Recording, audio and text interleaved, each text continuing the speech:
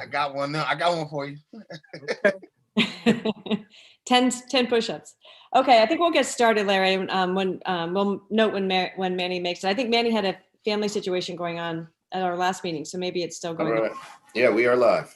Okay, we are live. We are opening the Ordinance Committee regular meeting. Today is January 19th, 2021. We have turned the calendar. And I'll take attendance first. David Hoovelman. Present. Dominique Johnson. Present. Tom Keegan. Here. Manny Langella is not here. Tom Livingston. Here. Kadeem Roberts. Present. Lisa Shanahan. So we're all here but Manny. And we have a very short agenda today. What we're first going to do is do a public hearing, or I guess a public, see if there's anybody here for public discussion. Is there anybody on the line other than Adam?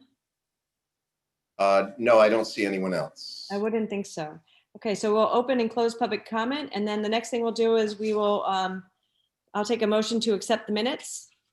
Thank you, Tom Livingston raised his hands for that. I do have a couple of amendments and I've gone over them with Brian, but I'll put them on the record. I called the meeting to order at 7:03, not ampersand 03. Under the public comment section on page 2, in my back and forth with Mr. Flynn, I have a couple of things I wanted to make clear. The third sentence down, it says Mr. Flynn said his first complaint was against Mr. Camacho. And I want to say that Mr. Flynn said his first ethics complaint was against Mr. Camacho. And actually I missed one thing before that. Backing up on the sentence before that, it's Ms. Shanahan told Mr. Flynn that his comments had to be directed to section 32-4. And what I want to add to that is, as that was the only agenda item. Yep. And then you got those comments, right? Yes. Also, the fourth line down, Ms. Shanahan reiterated that his public comments could only speak about section 32-4. Yep. The last little change I made is on the next page, where in that last sentence I said, and Ms. Shanahan said he could not speak about complaints that he might have personally filed and only about the code section noticed on tonight's agenda. So those are my changes. Does anybody else have other changes to the minutes? Hearing none. Can we do with a show of hands acceptance of the minutes? That is unanimous.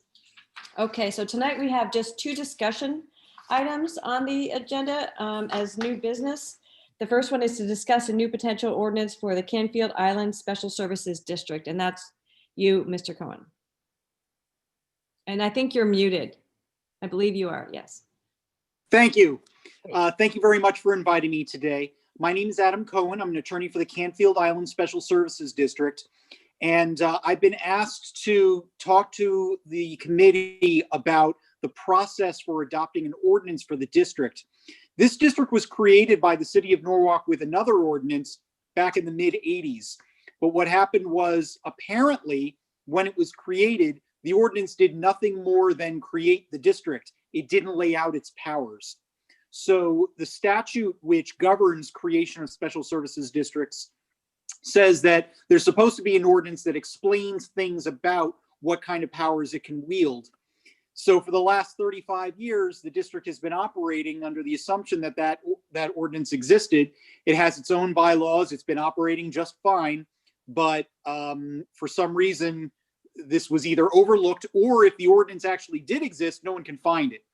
So there are 2 other special services taxing districts in Norwalk that have such an ordinance, and they're listed in your online code of ordinances.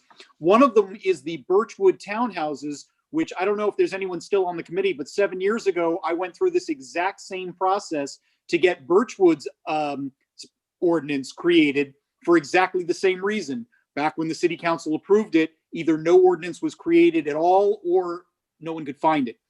So we're hoping that this time will be just as easy. Since there's we know that the district was validly created. We have a certificate from the city clerk that attests that the ordinance was approved by the city and that a referendum, which is required by state law, passed at that time to create the district. We just don't have the ordinance that lays out in detail all its powers.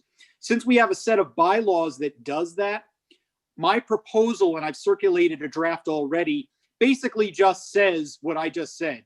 The district already existed, and we adopt the existing bylaws as the ordinance so that it's not so disruptive. I'd also imagine that the city council is not going to want to have us come back every single time we want to tweak the bylaws. So it would say basically through an amendment procedure that the Special Services Taxing District can continue to use its bylaws, amend them as it wishes with a vote of its members. The draft that I've circulated is really for informational purposes. We still want to put in just a couple of very minor tweaks before we actually propose it. But in a nutshell, all this requires is this committee's blessing and then the city council adopting it. There's no, I don't believe we need a second referendum. It's already been done. There's no funds that need to be appropriated. It'll really be a self-effectuating process once it's approved. Can you explain to us a little bit, and forgive my ignorance, maybe everybody else knows, what a special service taxing district is and what the purpose is and why these things are set up separately? Sure. Under Connecticut law, if a particular part of a town wants to provide more or better municipal services than the town or city provides and is willing to pay for them with higher taxes, they can create their own district. A classic example is a beach association. It may need more garbage pickup or lifeguards or security or parking during times of the summer, and it's unfair that everyone in town pays for just what one little beach association is using. So they create their own district, and then that district taxes its residents in order to pay for those services. Those districts can be created by one of three things. The state, if the state passes a law, then that creates the district. The people who live there themselves can create a district, and that's called a special taxing district. Or the city or town can create the district, and that's what this is. It's called a special services district. And then does the city collect the taxes, or is there, some kind of special organization within the district that does it? How does that work, just for interest? That's a great question. The state statute actually appears to say that the city is supposed to be the one that collects the taxes and then gives the money to the district. But no special services district in Norwalk works that way, to my knowledge. And most of the ones statewide don't work that way. Usually what happens is that the city doesn't want to do the extra work or be responsible for someone else's money. So they'll just say, you do it. You follow the state statutes on how to collect taxes. And that's what our bylaws say. And that's the way this district has operated for 35 years. So there's no extra burden to the city for creating such a special district? As long as you do it that way, where the people run it themselves, which is what's happened here and all we're asking for. We're not asking for the city to do anything for us. We want to do all the work. We want to incur all the cost. All we need is an ordinance that really, it's a technicality that gives us the power to do that. The Canfield Island district it's an island. It's literally an island, and there's a bridge that gives access to it. It's the only way on or off the island. That bridge needs to be replaced, and it's going to be very expensive and very difficult to do. In order to do that, we need to take, it's going to require a special assessment against the residents, taxation, all sorts of work and planning. And we just want to make sure all our ducks are in a row legally before we start that project. I was hired to help them finance that project. And my first question to them was, let me see your ordinance. And they said, I don't think we have one. So that's why we're coming to you now. Great. Does anybody else on the committee have questions? Mr. Livingston. Yes, thank you. A couple of questions. I'm kind of struggling here. You're asking us to bless bylaws, it sounds like. Yes. And how do we do that? I'm a lawyer, but I still, normally I would look to, if I would look at bylaws, I would look at some governing code to be able to do that. And I don't even know if that's even our role to sort of bless your bylaws. I mean, what you said 7 years ago, which is before my time, you did something similar in another group, but you didn't do the bylaws route, you did some other ordinance. What we did for Birchwood 7 years ago, Birchwood was really a condominium, and they had a special services district that was coterminous with the condominium. There's a lot of condominiums that have a special taxing district. That's the one that's created by the residents themselves without the state or the town getting involved. But Birchwood was different because as a condominium, they really just had a set of bylaws for the condominium. They didn't have an ordinance or anything for their district. So we wrote them from scratch. And when we wrote them, we basically copied the existing special services district ordinance for the only other special services district in Norwalk that had an ordinance. So we basically just took that, made a couple of changes, and the Ordinance Committee approved it and the council approved it. For Canfield Island, it's a little different. They have a set of bylaws. The bylaws are pretty good. They make sense with what they do. They've been operating under them for years. So the ordinance that Norwalk has that implements the state statute on how to approve special services districts, it's chapter 100 of the Norwalk Code, says that the district will have whatever home rule powers the ordinance gives it. So basically, we're just using that section of the statute to say, here's their home rule. It's their bylaws. The draft ordinance that I proposed, that I've submitted, just says right in it, the bylaws of the special services district, which are attached here too, are incorporated herein. And it's kind of, making the least waves. It's the thing that's the district's already been operating under. I'm going to make sure that everything in it is legal. I've already gone through it and it is. We'll make a couple of tweaks, like I said, but it's kind of just the least path of least resistance in terms of getting it approved. Yeah, and just, don't get me wrong here. I support this. I'm just trying to figure out how to get my mind around it. And I'm not challenging you, but we're supposed to say it's legal, essentially, because you told us it is, right? Well, I invite you to do your own research or whatever you'd like to do, but I don't know what to tell you. I specialize in representing municipal entities, and that's why they came to me. But if you want a second opinion, I would invite that. Well, Brian, what do you think about this? I'm trying to think about how we should be thinking about this. I had to get my phone off of my computer off of mute. Hold up.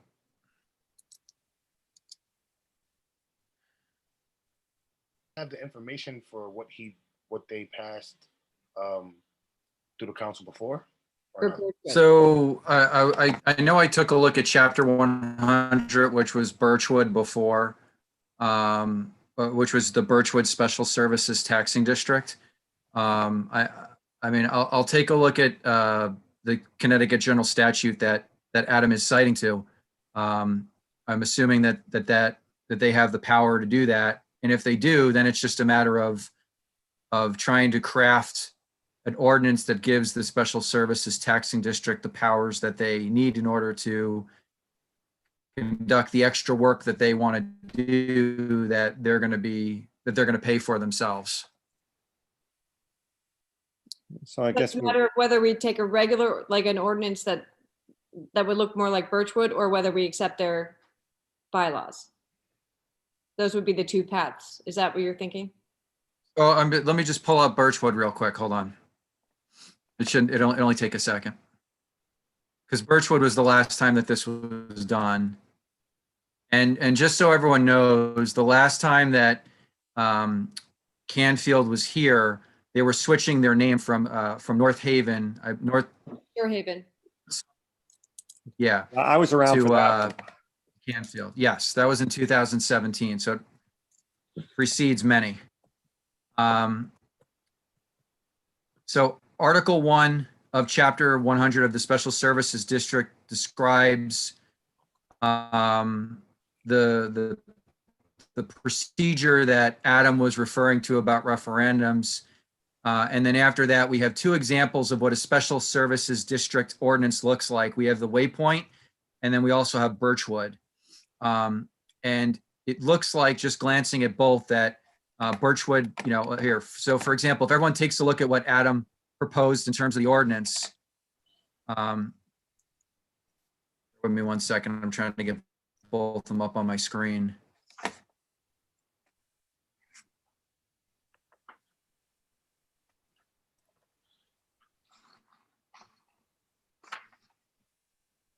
So what I'll do is I'll read you the sections that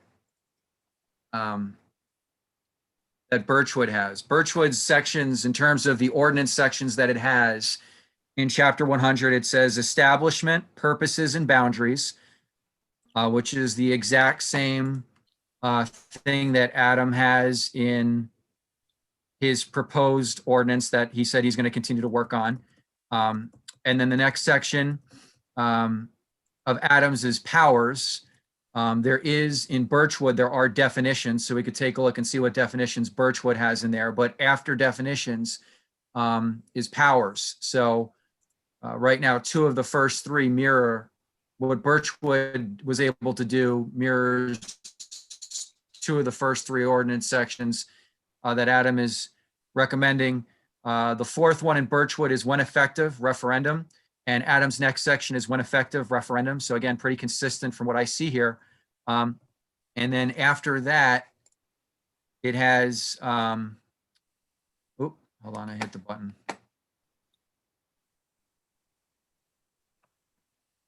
After that, it has Board of Commissioners. I know this is a while back, Adam. Do you remember why there was Board of Commissioners was done in Yes, Birchwood? because that district didn't have its own documents explaining who ran the district. So we copied it from the Waypoint district.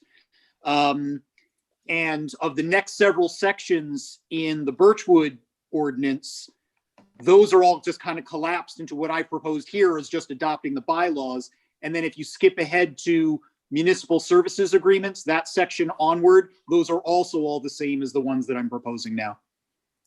Right. So you see after Board of Commissioners at Birchwood, you then have annual budget, and then you have municipal services agreement, and then dissolution of district. And if you were to look at what Adam has proposed, he has bylaws of the district, and then he jumps straight down to municipal services agreements. Hey, Brian, And dissolution. Yeah. Brian, Yeah. I don't want to make you do all this now. I didn't mean to do that. Maybe the easiest thing is not put you on the spot is, you can go back and read it carefully, and you can come back and advise us. Yeah. What I'll do is, Adam said he's gonna do some cleanup work on what he wants in the proposed ordinance for you guys to all review next time. In the interim, I will take a look at the 2 special service district ordinances, Waypoint and Birchwood, and then take a look at the bylaws and the proposal here that Adam has proposed, at least to date. It seems like a lot of the Canfield would overlap from what I see with at least Birchwood, but probably also with Waypoint. It looks like Waypoint is very similar as well in terms of that. So we could take a look at that, make sure obviously that, we'll double check 105A of the Connecticut General Statutes. I'll double check the language, but at least glancing at it, at least initially here, it looks like many of the proposed ordinance sections in Canfield mirror what has already been adopted by the Ordinance Committee and the Common Council in 2 prior special service district ordinances. Okay, great. Did we circulate that? I haven't seen any of that. Or is Yeah, this- I don't think it was in our, I don't think that it was in our, None of this was in our packet, so. None of it was in the packet. I did forward, I believe, to each of you, Adam's proposal. forgive me, because I think I lost that email before today. So we should all review that before our next meeting, which would be Okay. great. Mr. Keegan, did I I gotta see? go back and your look. hand I don't up? remember receiving that. That's why I'm asking. I got it, but It was on January 15th, Friday, January 15th. There were emails sent between 1:28 p.m. and 1:29 p.m. on Friday, January 15th.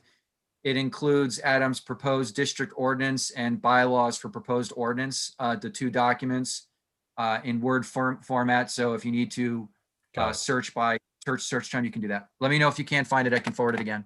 Brian, I'm sure you sent it to us. I'm sure it was just the holiday weekend. Tom Keegan, did I see your hand? Thanks, raised? Brian. I found it. Okay, good. So, Mr. Keegan, Thank you, Madam Chair. I have 2 questions for Attorney Cohen. will the fact that part of this island is in Westport, I think it's in Westport, right? Is part of it in Westport? Yes. Will that affect our ordinance at all if we pass one? If you pass one, the district is defined as stopping at the Westport border, because obviously Norwalk doesn't have the power to create a district in Westport. But the homes that are on the island that are over the Westport border, their deeds have restrictions that say they still have to pay money into the district. So they voluntarily agreed in their chain of title to to owe duties to this district the same as everyone else, because they get benefits from it. And then my second question is, your intention is solely to refurbish your bridge, and that's why you need an ordinance so you can make an assessment or collect money or something. Is that correct? No, the ordinance is needed because everything that the district does is supposed to be governed by an ordinance. It's just that's the thing that woke us up. They hired me to do that financing, not realizing that this ordinance either couldn't be located or was never created. This is really just, it's a technicality, but it's a big technicality. We want to make sure that it just gets done, and that way going forward, there'll be no question that, we crossed all our T's. Thank you. That answers my question. Yeah. And I presume that their financing can't go forward without the ordinance because they really wouldn't have a taxing authority. Is that right? Well, I don't want to sit here and say that anything that they've done in the past or plan to do is illegal. What I do want to say is that the district was created by a city council ordinance. It just didn't have all the things that the statute envisions the ordinance would have. Their plan, their plan right now is not to borrow the money. Their plan right now is to raise it amongst themselves by levying taxes on the residents. Gotcha. Great. Does any other committee member have any questions for Mr. Cohen? Okay, well, I think that's great. We will catch up on our reading and consult with Brian, and we'll get back to you about what we'll do with next month. Thanks, Adam. Fantastic. I'm going to make literally just a couple of words change in these drafts, which I'll get to you in the next few days. And that way you'll have the absolute up-to-date set. Like I saw a couple of typos that I just want to fix. And there might be one or two other very, I think, non-controversial changes. And then I'll get you a final draft. Great. Thank you for taking the time Thanks, Adam. this evening. We really appreciate it. Thank you, everyone. Great. Thank you. Bye-bye. All righty. So, Brian, of course you sent us that stuff, and some of us I got caught up at the weekend, I think. The second item on our agenda is Chapter 7, General Provisions, Definitions, and Gender. And we have Dominique to thank for doing the research and pulling together this language. So I'm going to turn the floor over to Dominique. Thank you, Chairperson Shanahan. So there's a few origins to this. One being that many constituents in Norwalk around, I think around even the charter revision we went through before, did express the desire to have more gender neutral language in our city government. And another is the fact that we're dealing with a definition of gender that is immensely old and absolutely outdated.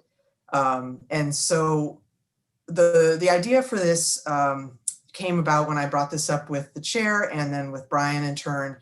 We decided it wasn't practicable to amend the entire code to make all of the language in it gender neutral. For example, you could just do a simple word search and see how a lot of times the word man is just used to assume everybody in Norwalk. So, and not say person or resident. But that would be a cost prohibitive thing to do, to individually amend, discuss, publish, public discussion, public comment. That would really be, I don't know how possible that would be, especially given the fiscal basis now that we're in a situation hopefully post-COVID soon. So the time involved obviously with legal. So the idea then was raised to change the definition of gender in the code itself, and then going forward, make sure that every ordinance this committee passes would be using gender neutral language. And then the definition you see in our packets is something we can discuss right now. And there are a couple of reasons why the first sentence in particular is the way it is. What I'll lead with is just to say this is exactly the definition of gender the state of Connecticut has adopted. I believe in 2011, there's a specific statute that we can cite as accompanying material. And so that's a start, a really good first step to address the existing definition, which you see there, as to actually make ours consistent with the state of Connecticut.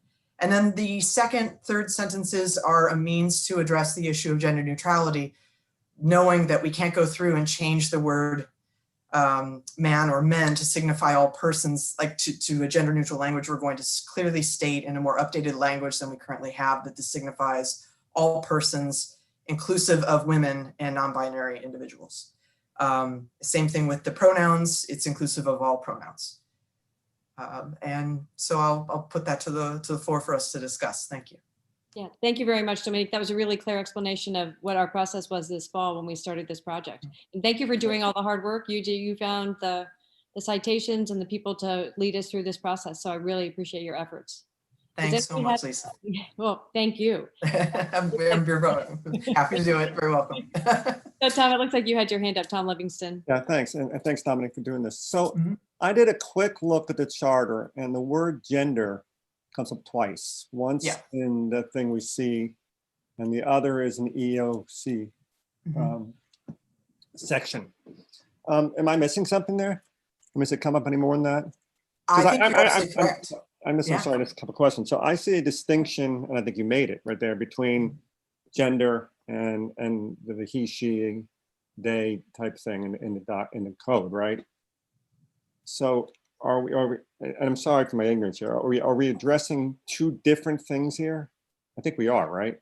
I believe this would, in fact, help us address two connected issues, in the sense that there's only the one time gender is mentioned. It's for, I believe, city contractor ordinance.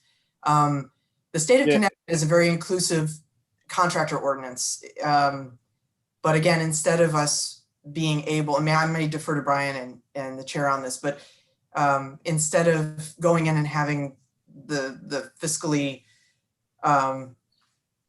having us go through the whole process, right, with the fiscal implications of that, to revise our city contractor code, we can address this short site just by changing the definition of gender. Well, just again, just to. Oh, go ahead. Yeah. to maybe beat this. Again, I did the search and it only came up twice. And again, Right. once is gender that we see here, gender means masculine, gender means feminine, neuter. Mhm. And the other is on that section 34-2, which is what I think you're referring to. Right. I mean, I guess the way I'm thinking about this, and tell me why this doesn't work, is we actually have two different sections. One, a definition of gender, and the other would be the second part of this, which you mentioned, the language reference to man, men signify, and so forth. Because I think that's, I just see them as, because, I don't know, I think it may be clearer. That's fair. I'm going to defer to Brian how that might work, as like knowing we're only updating the definition and I mean, just to go back, you're absolutely right. When Yeah. I was in the charter, when we did the charter amendment, was to make it, Right. well, careful to use the word gender neutral, but obviously it was just for feminine and masculine. in fact, it was created, just to interject, council member is a gender neutral term. Right. Yeah. Now that was for the charter, and we're not talking about Right. the charter here, so we can't do that. Correct. Well, not easily. So we're talking about the code, and it seems like we can define things and, do what we want. I don't think we have to go back and amend each section if we do what you're saying. I just think it's, to me, and again, tell me why it doesn't work, because I'm just thinking out loud, if you will, about why not having the two separate sections. I actually look at this and I think the reference at the bottom gets lost. Yeah.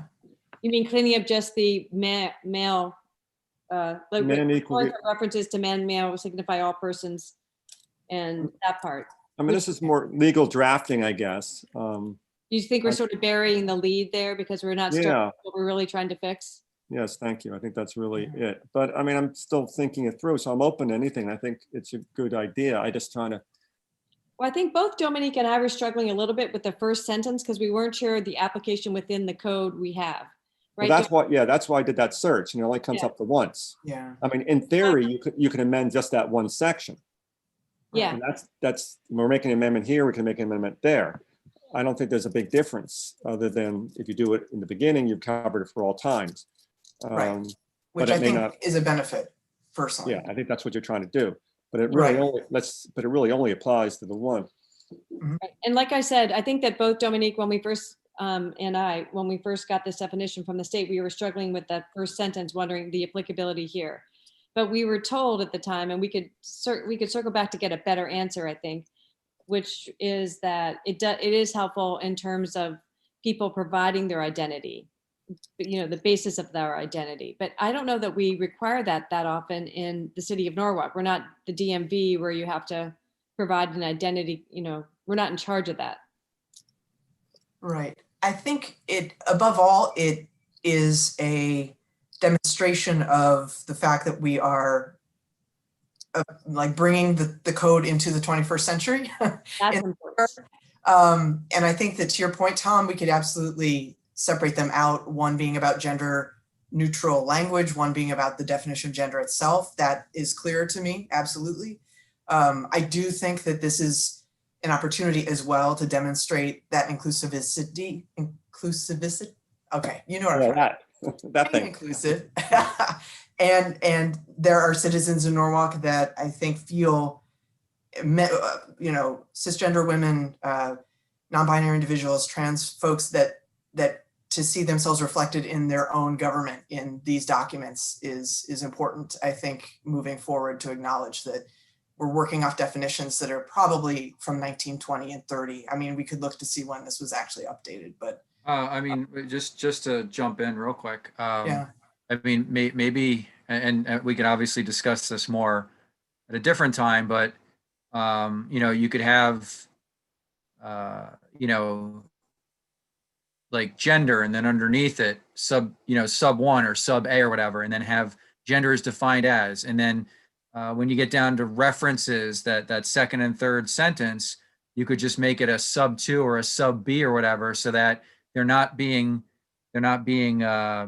lost in what is a long paragraph there. You can see that gender is being defined, and that gender, is going to be referenced in a specific way throughout the ordinance, so that you're saying this is what gender is when you see it. And if you see man or men or he or his or something like that, it's referring to everybody. And maybe that's the way to do it, to have gender is defined as, and then subsection 1, and then subsection 2, or sub A, sub B, so that people can see that there's something else after that first sentence, so they just don't lose the train of thought by the time they get down there, because it is a long definition. Any other comments from people who haven't spoken? David, Tom, Mr. Keegan? Yeah, I just think that I agree with Dominique. I agree with everyone's feelings about this. And I just think that we should keep it as simple as we can, because the more we write and the more we try to define it, the more complicated it's going to become. And it should just be a very simple statement in our definitions, or wherever appropriate, that this is what is meant. End of story. Thank you. Kadeem? Exactly what Tom said as well. You definitely, at the end of the day, want everybody to feel comfortable. And that's the main thing. So I definitely agree with what everyone said. And Dominique, thank you for stepping out and doing this. This is very important. Very, very important. And it means a lot. Thanks, David. Did you? Yeah, just real quick. And again, I echo the thank you to Dominique for doing this. I like the idea of subbing those out, because I think that by doing that, they'll get read when someone reads the definitions. I think that paragraph right now is quite large, and I think that the references portion gets lost by the gender definition portion. So I agree with what Brian was saying. If we make those two subs, that's fine.